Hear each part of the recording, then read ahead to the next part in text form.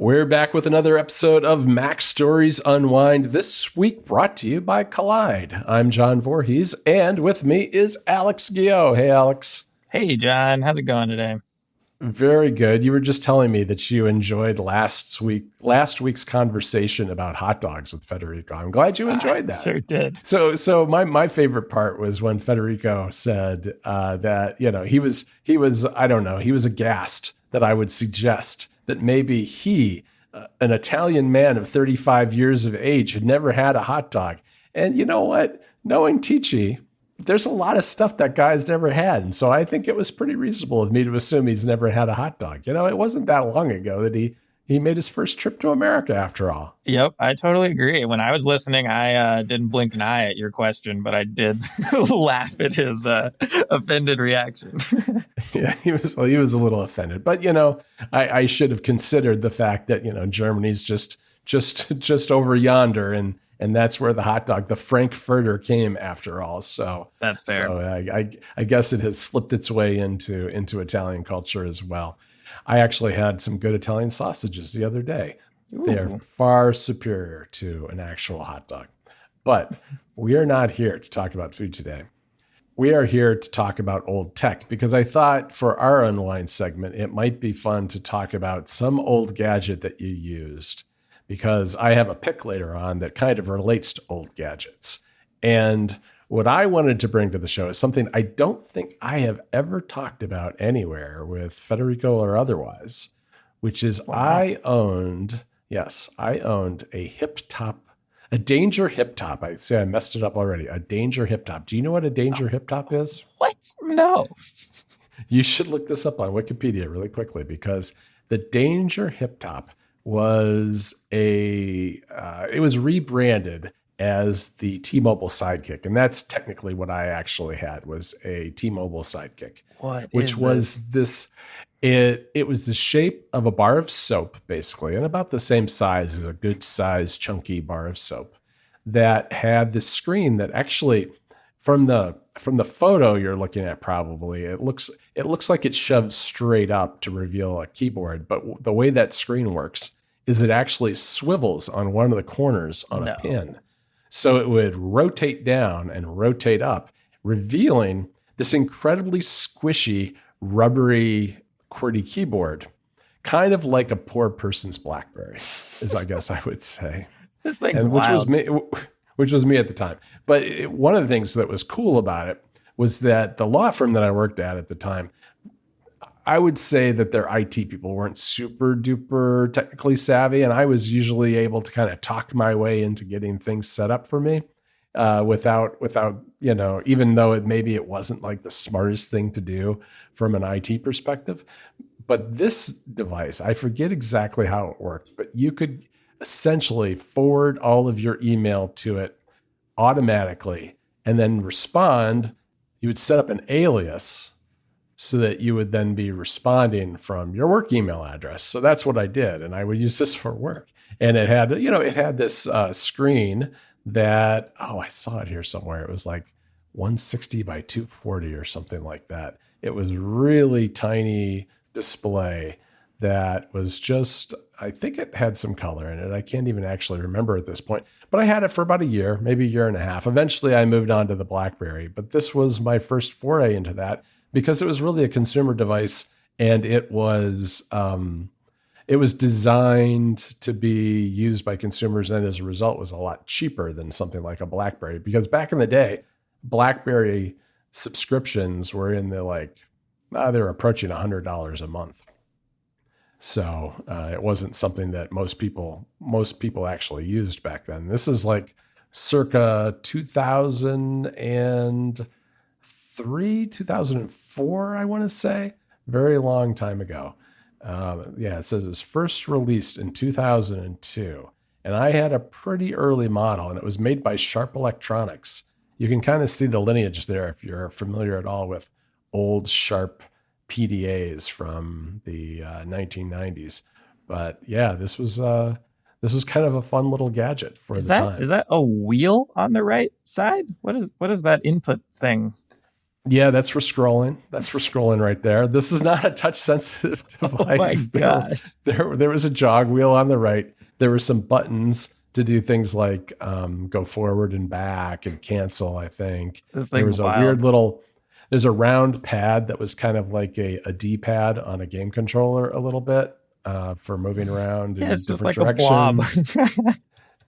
Yeah, it was not the best quality hardware. It was all very plastic. As you can tell from this picture, the picture on Wikipedia isn't a particularly good picture. I mean, the thing didn't really hold up very well, but it ran on the Edge network and Jeepers GRPS. So this was, dog slow too. I mean, this really couldn't handle anything other than text. This wasn't something you're watching YouTube on or anything like that by any stretch of the imagination. But it was pretty cool, and I don't know. I kind of enjoyed it back in the day. I kind of enjoyed the Danger hip top. A lot of the people who were involved in this eventually, the Sidekick, the Danger hip top, got sold to Microsoft and became Microsoft's very short-lived Kin, which is a smartphone that I think a lot of people tried, and that actually has a bit of a fan following, but it became the Microsoft Kin, and other people at Danger ended up working on Android. So there is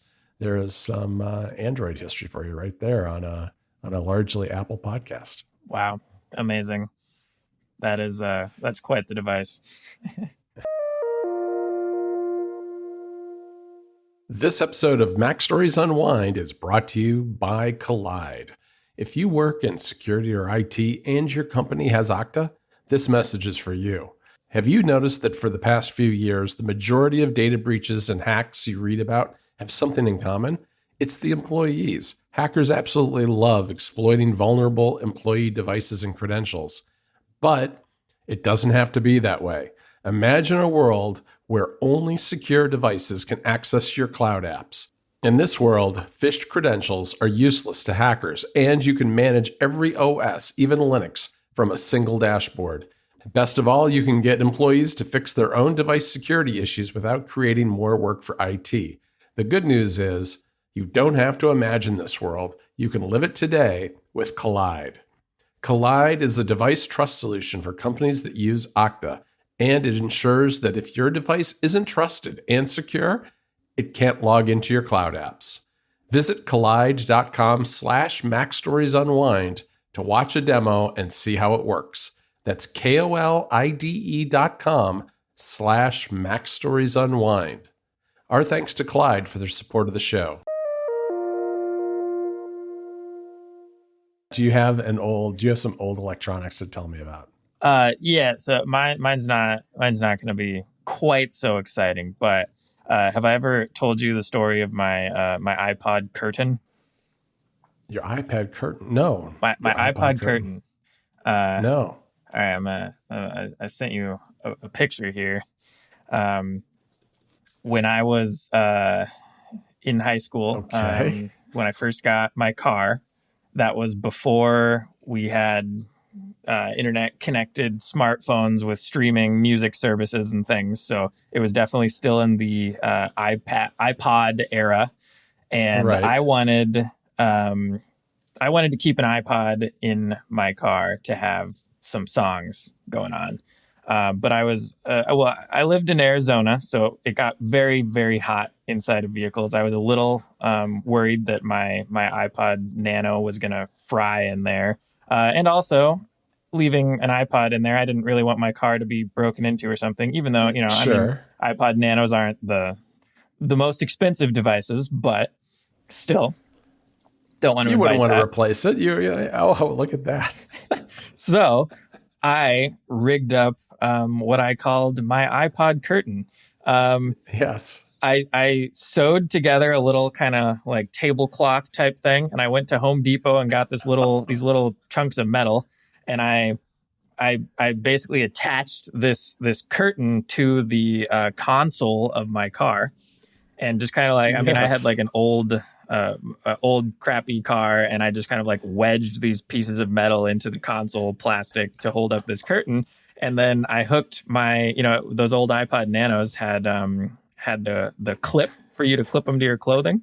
So I Yes. clipped it to the metal there underneath the curtain, and then wired it to one of those old, you remember those cassette Oh yeah, players? a cassette adapter. A cassette adapter, yep, to an aux cord. And so I had my cassette tape would sit in the cassette player.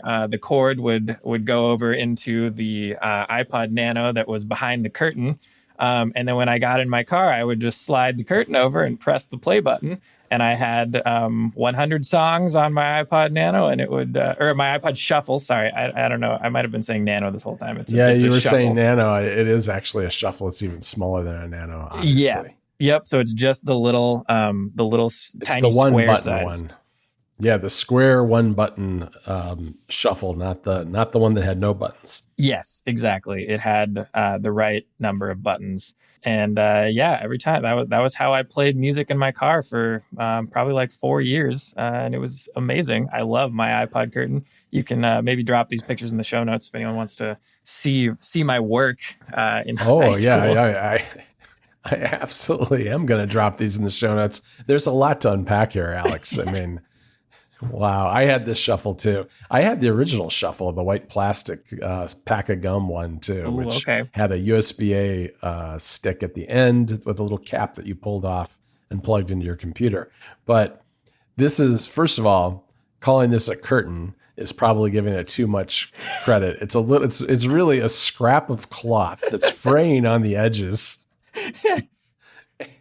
and some I don't know. I mean, as you said, chunks of metal stuck to the front of your car, which it's like a metal handle. It's almost like a shower door handle. Mm-hmm. It's beautiful, John. I was so proud of this iPod curtain.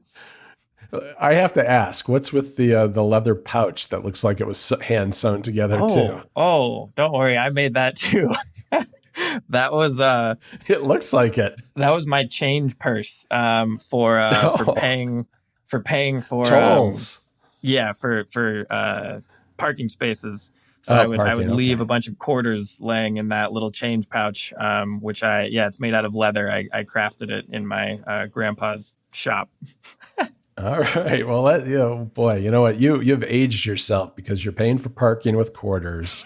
You're stitching things together in leather and sewing curtains for iPods. Mm-hmm. I think it's probably best that you went with a career in software and not in like hand making objects.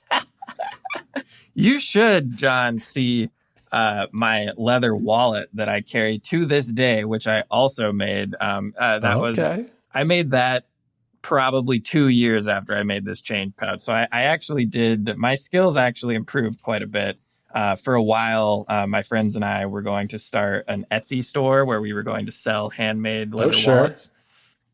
And that thankfully never happened because, they literally took us like an entire week of work to make one. And then we were going to sell it for like $50 or something and going to make that big money, you know? Right. That doesn't scale very well for sure. But we did get, I actually, my leather wallet design is nice. I really love it. I've been carrying this wallet for like 12 years now.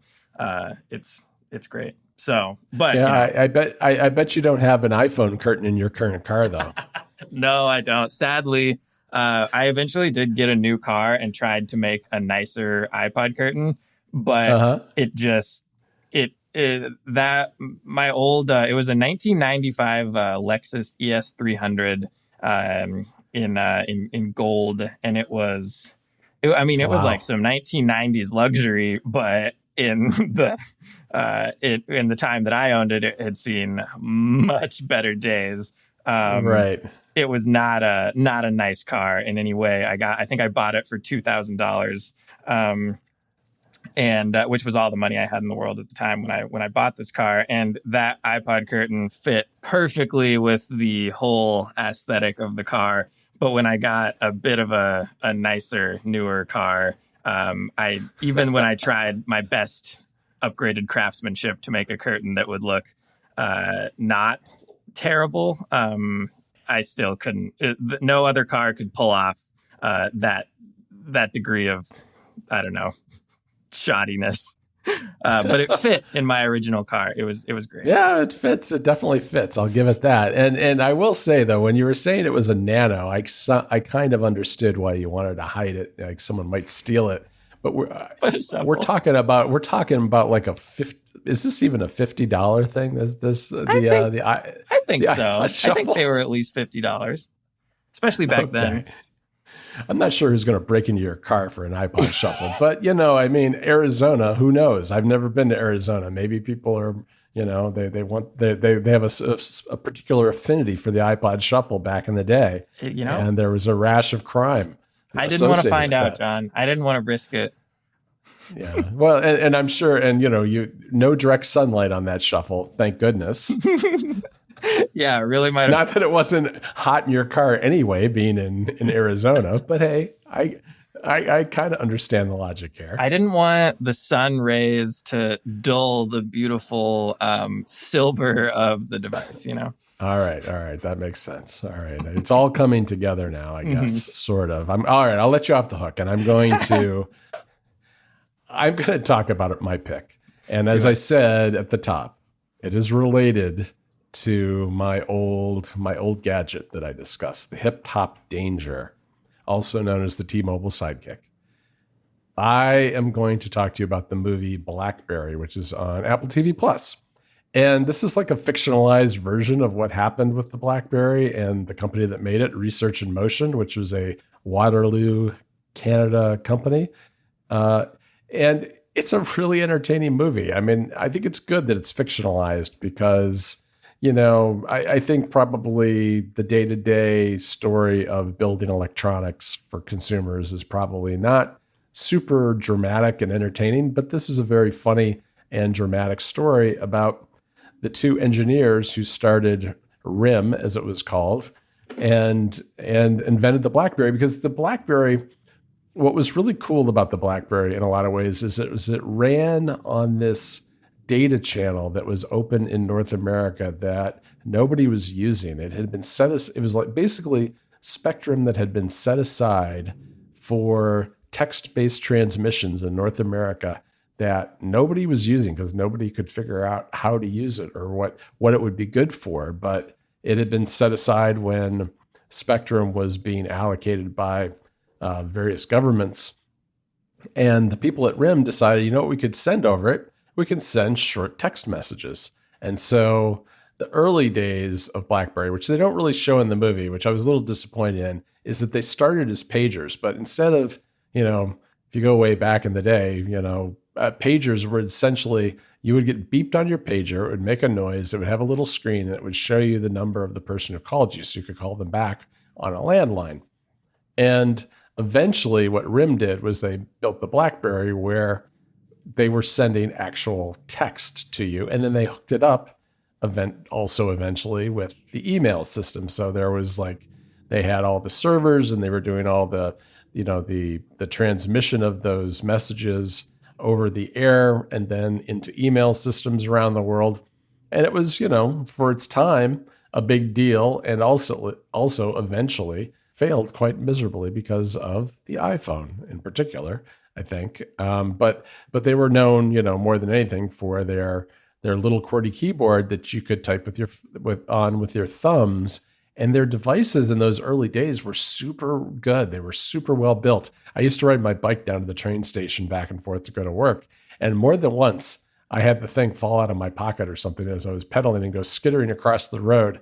And it was always fine. Maybe a little scratched up, but it was always totally fine. And so that the battery would pop out because these all had replaceable, rechargeable batteries and all that kind of stuff. But the movie is just really well done, where it's like these two guys who are very much engineers at heart. They start this company. They're having troubles. They find an investor and a guy, like a business guy, to run it for them. And he's kind of a shark, but he sells the BlackBerry to all the big carriers. And they get really big and really successful. They overwhelm the network, AT&T's network, and have all kinds of problems. And it just kind of escalates over time, where they've spent too much money, gotten a little too impressed with their own product, And when the iPhone comes out, they decide, well, we've got to do the BlackBerry Storm, which is our own touch sensitive device.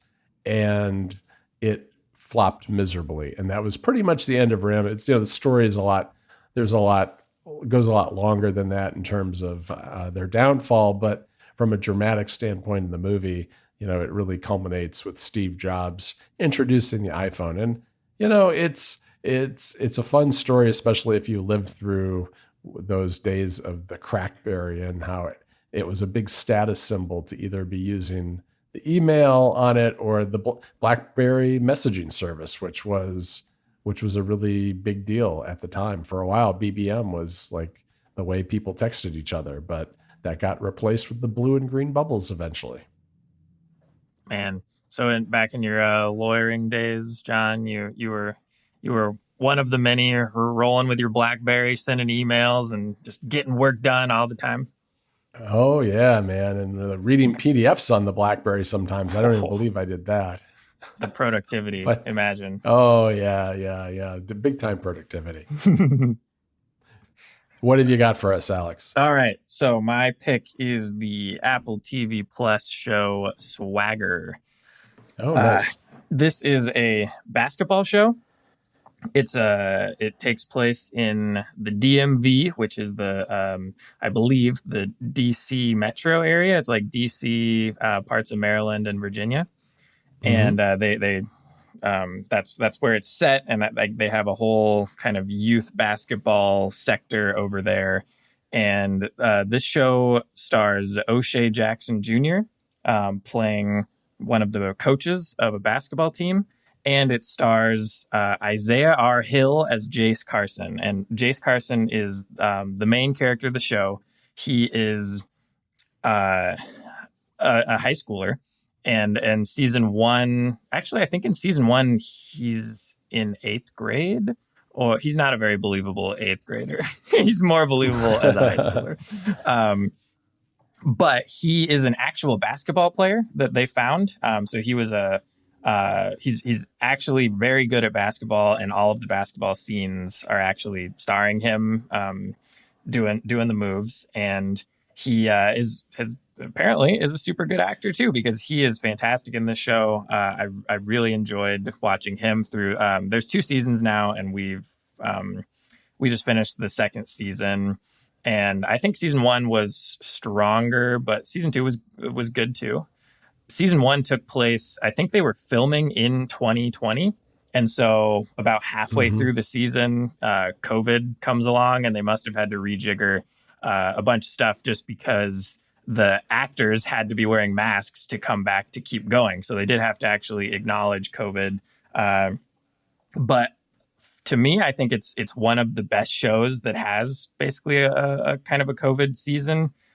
They take on kind of stuff going on with COVID. They take on the Black Lives Matter stuff that happened in 2020. And they do like just a really, really good job of dealing with those complicated issues kind of through the lens of this high school basketball team who mostly just kind of want to play basketball, but then have to deal with the things going on in the world around them. And I think it's just a very, very well done show. It's very powerful, especially season 1. And it's also fun. There's some really good basketball. And I really liked the whole story. And I think it's worth a watch for everybody. Oh, that sounds really great. I have not watched that show. That's one of the few Apple TV shows, I guess, that I haven't. I've been really impressed with kind of the quality top to bottom of a lot of the Apple TV stuff.